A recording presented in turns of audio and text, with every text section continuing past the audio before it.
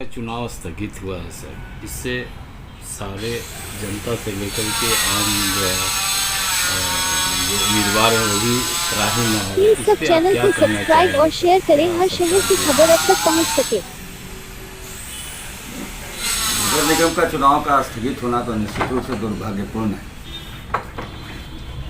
लोकतंत्र में पहली व्यवस्था यही होती है, लोकतंत्र की सबसे निचली व्यवस्था है ये, जिसके तहत जनमानस लाभान्वित होते हैं सरकारी योजनाओं के तहत।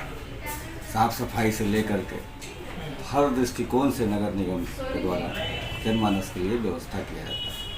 और वैसे बिहार में वर्तमान समय में कोई भी जनप्रतिनिधि नहीं है निचले स्तर की लोकतंत्र की व्यवस्था के अनुसार, तो उसका भी चुनाव स्थगित हो गया घोषणा होने के बाद निश्चित रूप से बहुत ही परेशानी की विषय है। ऐसा होना नहीं चाहिए था, लेकिन किन्हीं कारणों से ऐसा हुआ है।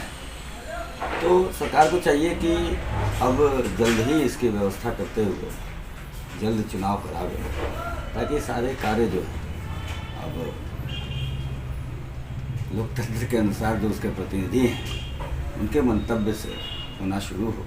कई तरह की परेशानियां भी होती हैं, हालांकि प्रशासक महोदय लोग कार्य कर रहे हैं, लेकिन विदाउट प्रतिनिधि बहुत तरह की समस्याएं आती हैं।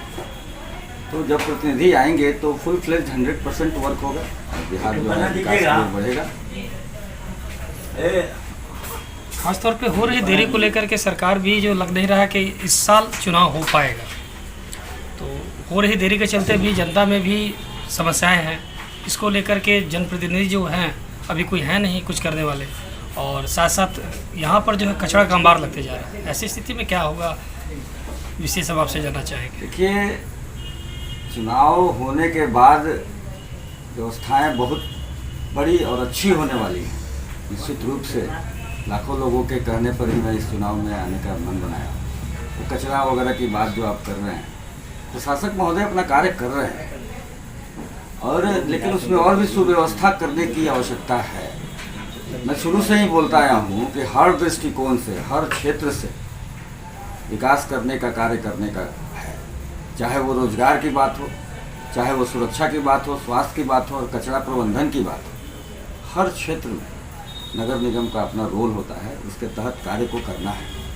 तो जब चुनाव होगा तो निश्चित रूप से कम से कम पटना मेयर के रूप में जनमानस ने मुझे जो निर्देश दिया, एक तरह से कहा कि आप मेयर के चुनाव में आप आइए, और हम लोग आ रहे हैं, और पूरा का पूरा इसका रोड आने के बाद इस तरह की समस्याएं तो खैर होंगी ही नहीं।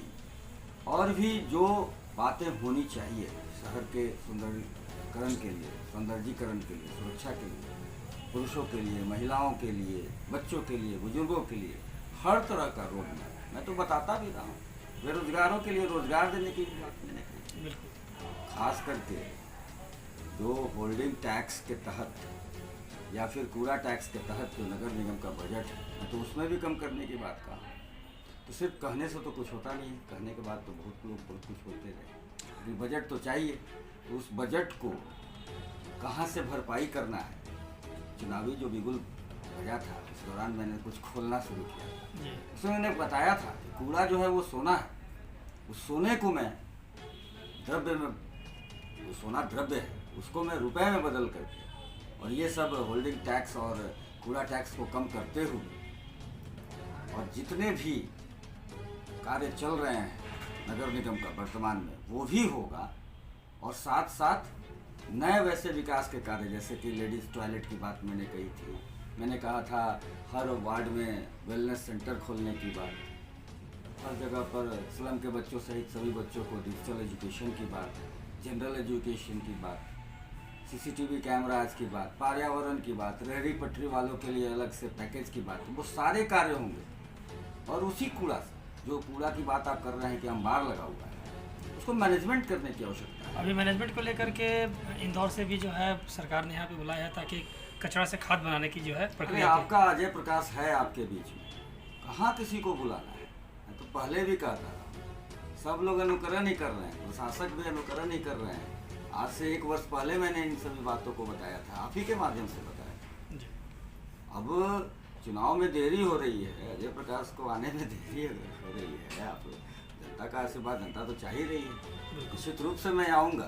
तो इंदौर के लोग जो आ रहे हैं, मैं तो ये बात कर रहा हूँ कि वो जो चेंजिंग होगी, पटना का गौरवान्वित इतिहास रहा है, सब कुछ यहाँ पटना से संपूर्ण विश्व में ज्ञान गया है। तो आज इंदौर से ज्ञान लेने की कहाँ से बात आ गई? मैंने जो बताया वही सारे कार्य को तो यहाँ पर इम्प्लीमेंट करने का कोशिश किया जा रहा है। निश्चित रूप से अगर प्रयास किया जा रहा है तो विकास का कार्य है, तो मुझे प्रसन्नता है।